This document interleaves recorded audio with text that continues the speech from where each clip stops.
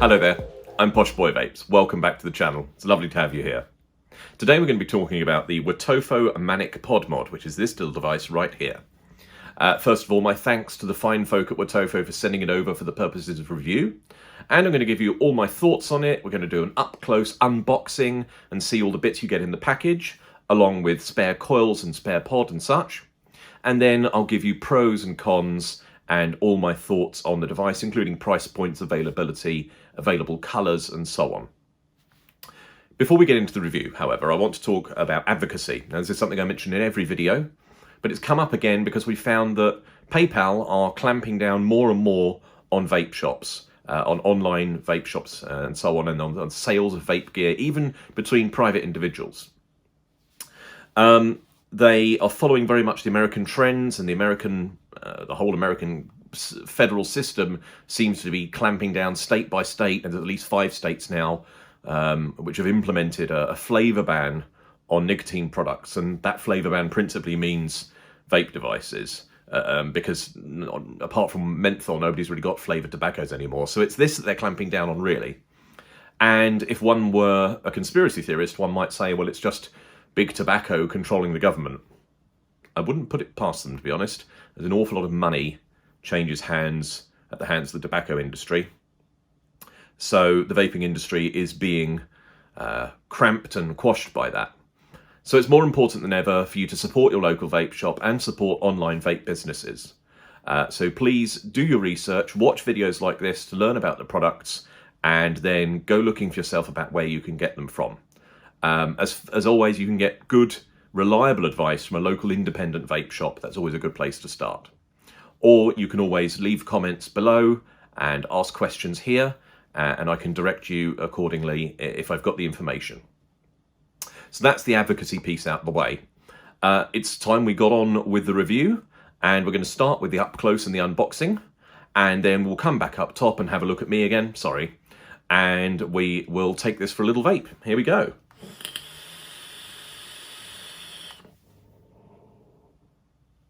Okay, let's dive down. Right, let's have a look up close at the Manik pod mod. Manik, M-A-N-I-K, Manik. Now, this is another one where we've got a whole bunch going on. So, included is the D14 A1 conical Nex M coil and the D15 single Clapton M coil. Again, it doesn't, well, this one is A1, so we know that's canthal. This one, it doesn't tell us what the material is. Now, they're both 0.2 resistance, only this one's recommended for 35 to 40 watts.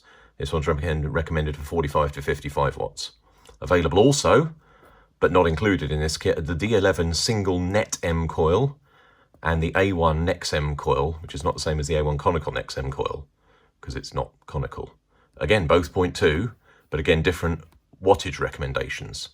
Now, Wotofo were kind enough to send me samples of those, so there's the D13 A1 Nex M coil, so that's that one. And then there's the D11 single net M coil, that's that one. But again, apart from, we know this one's A1 canthal, but we're not quite sure what the material is on this one. And they were also kind enough to throw in an empty pod cartridge, which is what it says it is. It does say on the bottom here, there is an RBA cartridge available, not included in the kit. They haven't sent me that. On the back here, we've got the usual contents blurb, branding on the side there. So let's just move those spare packs of coils out of the way. Oh, there's 5 pieces, 5 coils in each of those. And inside we have our Manik pod mod, which I'm going to try and fish out if I can. So there's the pod mod itself with a, I'm guessing, faux leather grippy bit on the side here, which is slightly squishy. I mean, a tiny bit squishy, but it's got a nice sort of grippy feel to it. There's a little QR code sticker here, which I'm probably just going to remove. and hope it doesn't leave too many marks behind. I hope my nails will get that off of there. Yeah, oh no, that didn't go as well as I hoped. Maybe I should have scanned that QR sticker before I removed it. You'll probably find it says do not remove. Okay, on the front here we've got the release button for the pod, our fire button, our up and down buttons, and a micro USB port. It's a shame that's not USB-C actually, and as you can see the screen is an absolute fingerprint magnet. I've touched that about twice. Around the side here we have one airflow slot, same on the other side, designed by Wotofo, powered by NexM. And we've got our battery door on the bottom there with a positive mark at the top, very clearly marked, which just clips into place. And thus our pod at the top, which we press the button to release here, and out it comes. And our coil is just a push fit and has two flat sides here and here, which mean that you have to have it in the correct orientation. You can see the two flat edges in order for it to be able to fit, which it does, like such. And then we just pop the pod back in here and click. Our fill port is on the top there. And that is a decent sized port for us to get our juice bottle in. Underneath the pod here, there's your contacts. As you can see, there's no auto draw feature here. The airflow going in the sides there and there. And that's just our contacts in the middle, which make contact with the positive and negative sides on that coil. Just before we do fire it up, should probably look at what you get in the rest of the kit. So underneath here, we have our spare coil, this being the D14, which if we refer to the side is the A1 conical NexM coil. So that means that the D15, the single Clapton M coil, is the one that's included. We have our micro USB cable. We have our user manual, our pod removal and extraction guide, and a couple of silica gel packets. So we're going for Pucker Juice Blaze, blueberry and raspberry, with a lovely icy feel to it. I'm going to prime my coil by putting a few drops down the middle here and a few drops on the outside here before I install it in the pod. And then of course I'm going to leave it to sit for 5 to 10 minutes to fully saturate. So let's have a couple of wee drops in there. And a bit on here, and here, and here, and here. And now let's put that into our pod, align it correctly, and you kind of, as you push it in, it lines itself up really. And I've managed to get juice all over that. So we'll now pop our pod back into the pod mod, click it in like such, quite a satisfying click. Zoom out a little bit there so you can see what on earth is going on. And let's fill up the pod. Right, first point of note, it is quite hard to get the nozzle of your bottle in any great way. And unless you are looking in the light, it's a little bit hard to see your juice level as well. Yeah, I definitely have to hold that up to the light to stand any chance of seeing how much I've actually put in there. And getting the nozzle in from even just a 50ml bottle like this is tricky. So let's fire it up. 1, 2, 3, 4, 5. Up comes the Wotofo logo. And on the screen we have battery percentage and a battery bar, 5 watts, and it's unlocked. The applied voltage across the coil, the ohms of the coil, which worryingly says 0 right now. Ah, no, it's woken up now, 0.21, that's better. No puffs, and how long I pressed the last fire for, which in this case was 0.08 of a second, so I just touched it. Holding on the plus button means I can run the power up, and it'll take me all up the way up to 80 watts, and it will round robin to 5 again. So, functions on the screen. 1, 2, 3 locks the power button, and means I now can't fire it, which is an odd feature because surely you just turn it off. 1, 2, 3 again, unlocks the power, and now it'll fire. To clear the puff counter, which I know only says 1 at the moment, we hold minus and power together, which says puff clear. That's gone back to 0. And, oh, because I had my finger on the button for a few moments too long there, it went round to 80 watts. Let's set it in somewhere a bit safer there. Power and the up button together changes the colours, but you notice it's also, it's a short press, that's why. If you hold it for too long, it's a red, gold, green, purple, well that was blue then, purple and white. I like the white actually.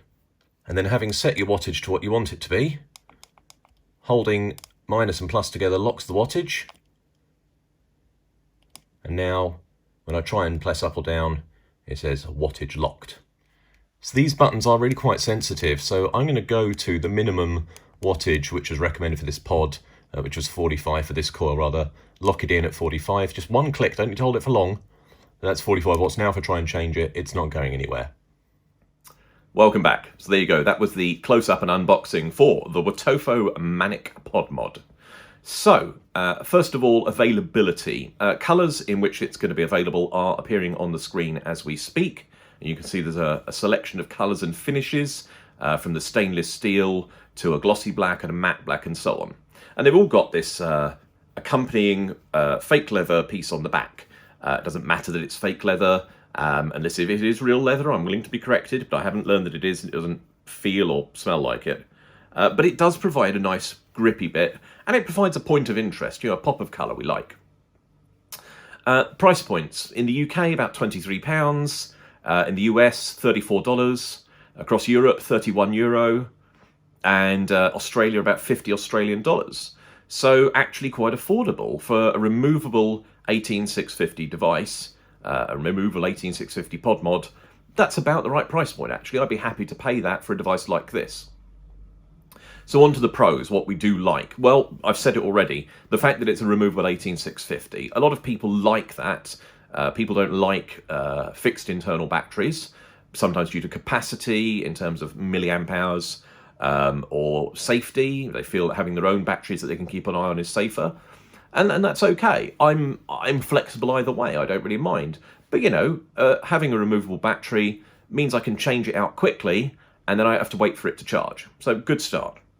What else do we like? Well, actually overall, the look of it, not bad, I have to say. Now, the silver one here has got this powered by NextMesh Wotofo branding on the side, and it's quite discreet.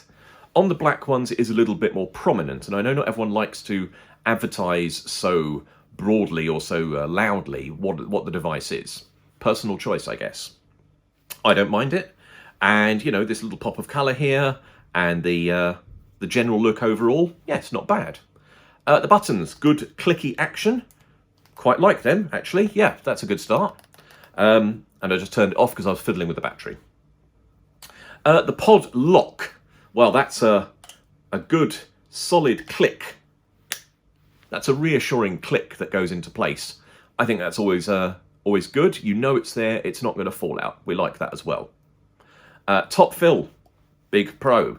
A lot of pod mods and AIOs like this all-in-one devices, you end up taking the pod out and having to fill from the bottom. So you tend, with bottom fill devices like this, you tend to find they leak onto the deck a bit more. So top fill is a plus. And of course, it makes it easier to use, quicker. You can just get in there and fill it straight away. So that's a positive. What else do we like? On the display, the fact that it shows you your battery percentage.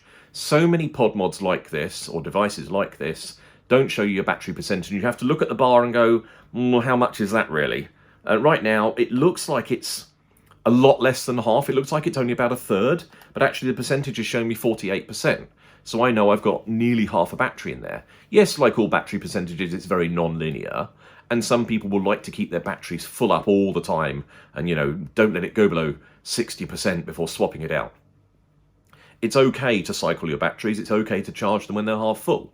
Modern rechargeable batteries, such as you use in vapes, aren't like the old days, and I'm talking 20 or 30 years ago, when we first really started to use rechargeable batteries in other devices, where you had to run them all the way down and then charge them all the way back up. or else you just ended up top cycling them and your battery was virtually useless. It had 10-20% capacity. So you can charge it whenever, but having a good percentage indicator there is reassuring. I like that. Yeah. What else do we like? The information on the display, along with the battery percentage, you've got your battery bar, you've got your wattage, your volts, your ohms, your puff counter, and your puff time. Perfect. It's exactly the information you want to see on the display of a device like this. So all the information's right there in front of you, and changing the colours around, white, red, yellow, gold kind of thing, green, blue, purple, and back to white again. You can personalise it. You can just have it how you like. The white, I find, is nice and clear. It's easiest to read against the other colours. Some people like different colours to read on. That's okay. So having that versatility is definitely a plus as well. What else do we like? Wattage lock, of course. The fact that you can dial in your wattage and then lock it means that you're not at risk of accidentally knocking the button halfway through a vape and changing your wattage to something you didn't want, or realising you've leant on the button and turned it way up beyond the capacity or the capability of that particular coil. So having wattage lock is a really good point as well. And I think, the buttons, nice clicky buttons, good feel to them. There's actually a slight angle sort of chamfer on the fire button that actually provides a nice rest for your thumb, or if you want to fire with your index finger, that totally works as well. It's got a nice feel to it. It's about the right depth, it's got a good click to it, and the up and down buttons, whilst they're actually not too small, they're about the right size, and you're not going to knock them accidentally because they're well out of the way, but when you do want to get to them, you can easily feel them. They protrude enough from the fascia that it's easy to operate them. And finally, on the pros, they do say there is an RBA deck coming as well, which I haven't seen yet. They didn't send it over for review, but we believe there's an RBA deck coming, which is a great thing. And certainly with something that's got the capacity to go up to 80 watts, when all the stock coils for it are rated no higher than 55 or so, then having the device that will go up to 80 suggests to me there's more you can do with it. So an RBA deck where I could put my own coil in, my own build in, yeah, I like the sound of that. Hopefully I'll get one in due course. Wotofo, if you're watching and you want to send one over, that'd be lovely, thanks. And I'll do a build tutorial for you if that's what you'd like to see. One more thing to mention on the pros. These are P&P coils, basically. Now, the ones that are provided are Wotofo's own, but it means they're cross-compatible with Voopoo's P&P coils. So if you're already a Voopoo user, you've got maybe the Drag S or X, or the Argus range, or anything using Voopoo's P&P coils, you can indeed install them in these. Now, if you've got the 0.15 coils from Voopoo, that will take you up happily to 65 watts or so, or 75 even, so that will start to use more of the capability of the device. So there is that cross-compatibility. That's definitely a big pro in my book. So, on to the list of cons, sadly. There's quite a few, I've got to be honest with you. First of all, let's talk about the screen. Okay, it's got great information on it. Okay, you can change the colours. Out in daylight, you cannot see it at all. It doesn't even have to be bright sunshine. I've tried it on bright days and overcast days. You just can't see it in the daylight. It's really a pain. You have to cup your hand over it and try and peer at it to see what the hell it says.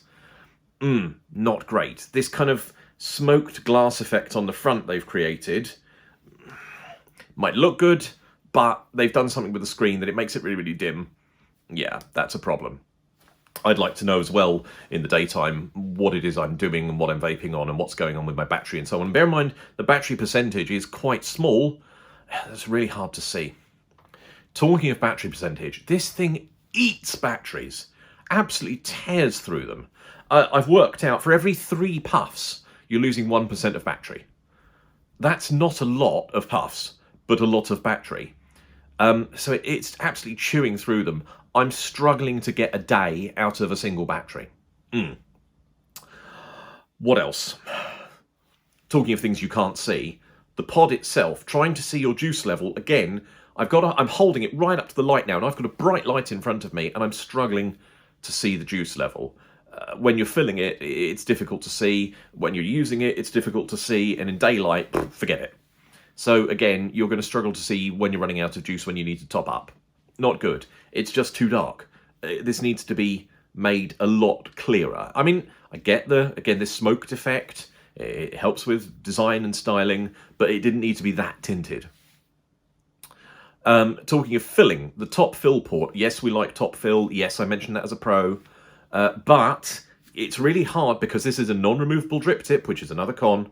It's really hard if you're using anything bigger than a 10 milliliter bottle to get the nozzle of the bottle in there, because if you've got a 25 ml or a 50 ml or a 100 ml short fill bottle, it just bashes against the drip tip, and you can only get the first half millimeter of your juice bottle nozzle in there. It's very easy for it to slip out. You're going to squirt juice all over the place. Trying to do that whilst holding it up to the light to see what on earth your juice level is, that's a pain. And the non-removable drip tip itself, a lot of people like to use their own 510 drip tip, which is what this would take, and that's about the same size. It is the right length of drip tip for this pod, in terms of use and comfort and so on. Well, it's the right length for me because it's personal choice. I don't mind it, but I know that a lot of people like to swap their 510 drip tips out.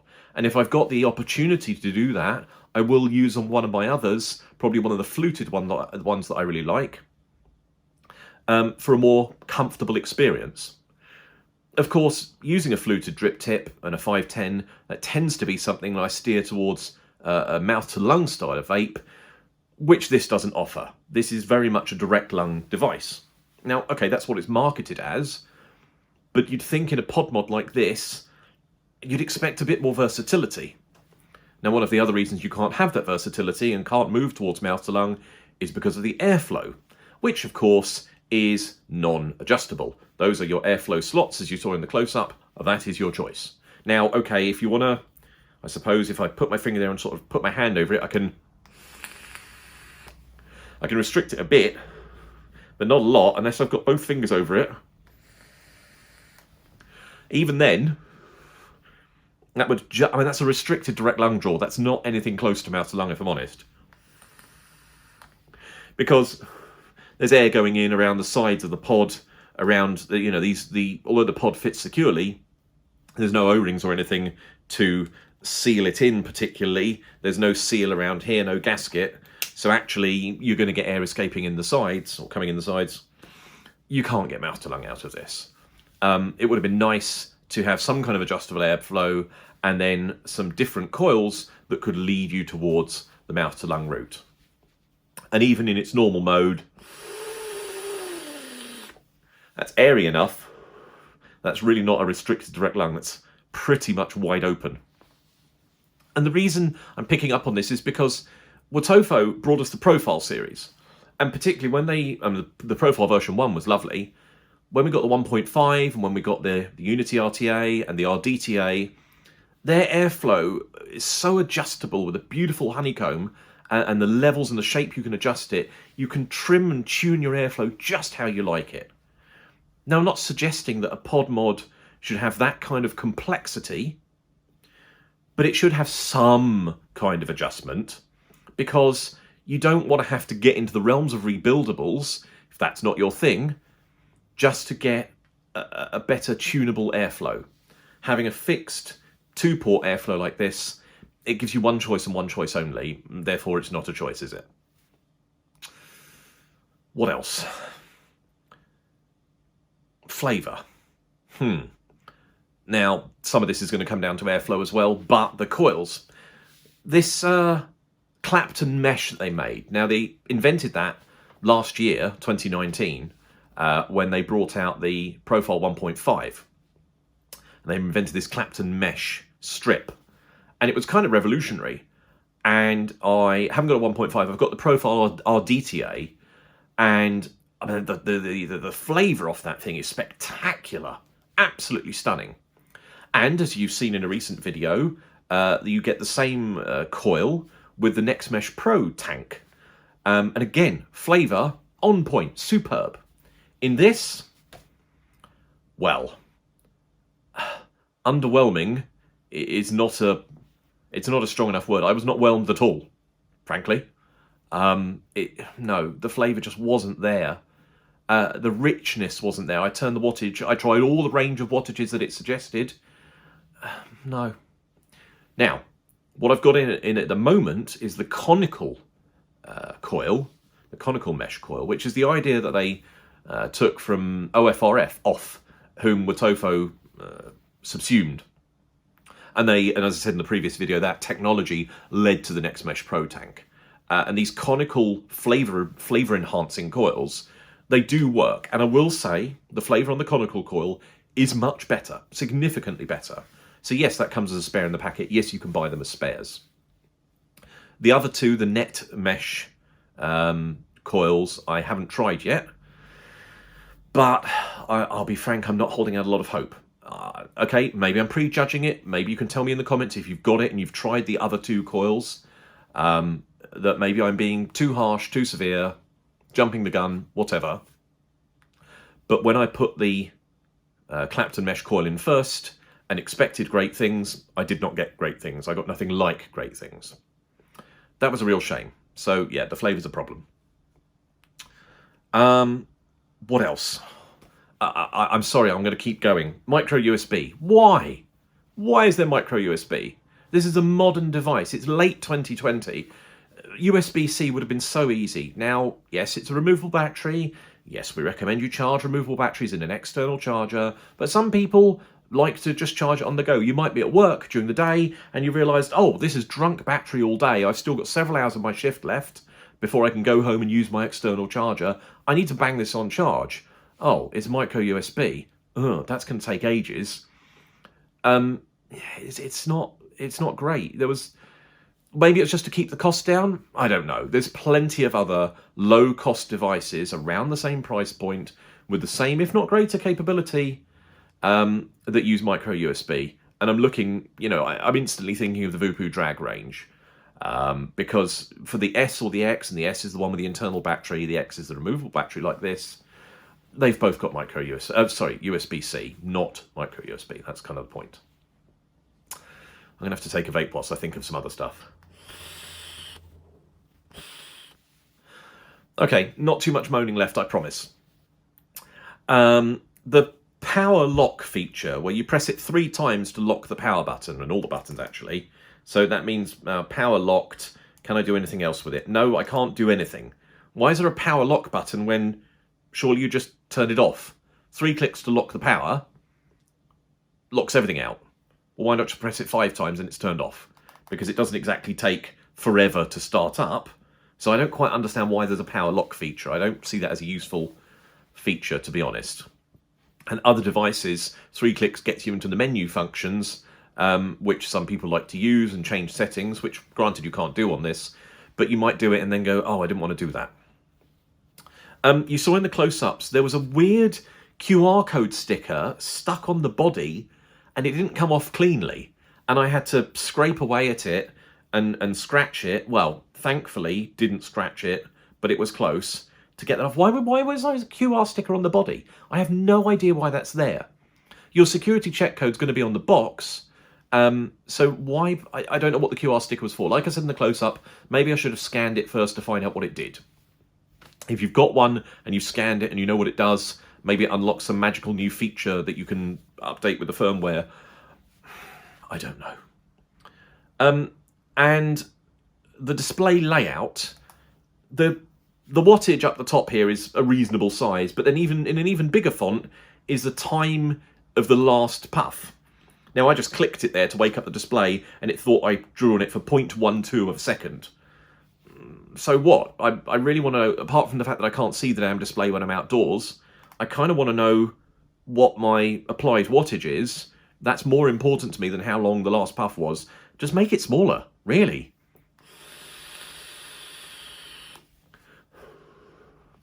Still not. Yeah, that flavour's still not exciting me, if I'm honest.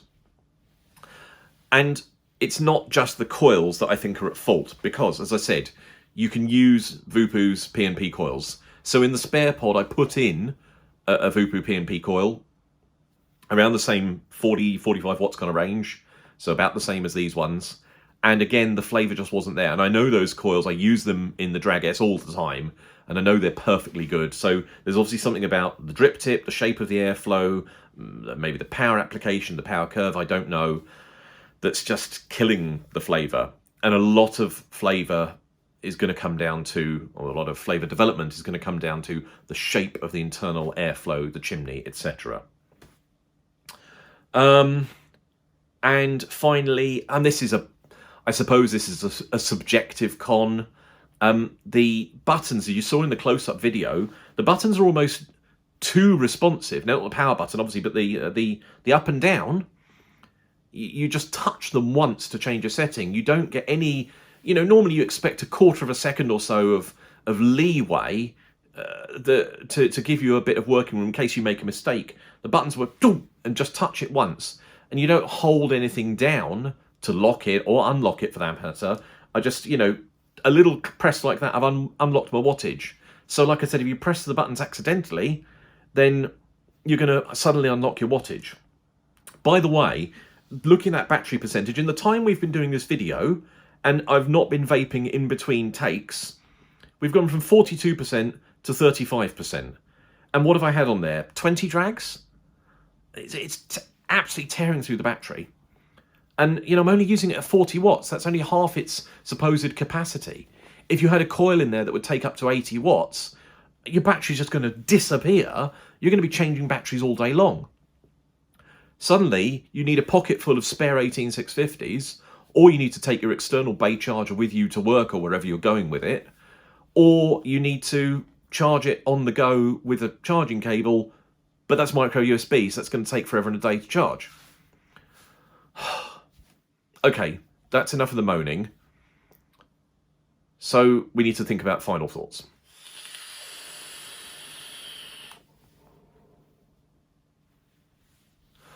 Okay, here we are at the end of the day. Final thoughts, and, would I have it if I got nothing else? Would I go and buy this? Honestly, no. I'm going to be straight up with you. I've always promised you honest reviews, and here we are. No, I wouldn't go out and buy it, is the frank answer.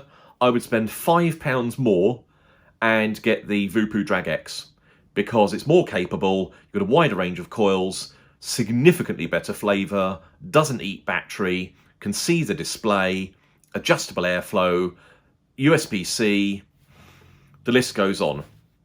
So, tragically, no, I'm not going to be going out and buying one if I lose all my vapes and end up having to pick a single pod mod. That's kind of where we're at, if I'm honest. Should you go and get one? It's not about me. I'm an experienced vapor, and, I have a selection of devices, everything from starter kits all the way to fancy rebuildables, and everything in between, and mechs and squonkers and so on. You know this. Would you, the vapor, or the aspiring vapor perhaps, want to go and get one? For 23 quid, you can do worse. Sure you can. For 27 quid, 28 quid, you can do better. So, I'm not saying it's the worst device out there. No, that would be unfair. It is not the worst device out there. There are better. I would say it's okay, but don't rush out to buy one this very minute. If you're thinking, I really want a pod mod right now, and I'm looking at this review to find out if I should get this one, no, not really. And I know I'm sounding hesitant, and the reason being, I like Wotofo. I really do. I've got all of the... I've got nearly all the profile range. If anyone wants to buy me a 1.5 ILDA, let me know. Or get on Patreon and subscribe. And, with enough subscriptions, I'll be able to afford one. But I've got the rest of the profile range. And I've got that NextMesh Pro tank that we reviewed very recently that I really, really like. And Wotofo, for me, have always been great on flavour. So this came as a bit of a shock, to be honest, that the flavour didn't deliver. And then as I used it over time, and I've been giving it a chance, yeah, it was rather a letdown. So that's hence my hesitancy, because I don't want to beat Wotofo with a stick, because like I said, I generally like them. But I have to be realistic and I have to be honest with you, because that's what I've always promised. So there we go. That kind of wraps it up for this video. I can't put any links in the description to the products, so if you do want to go and get yourself one, you'll have to go Googling for where to find one. But remember, as I said, independent vape shops are a great place to start, where you can get reliable, honest advice.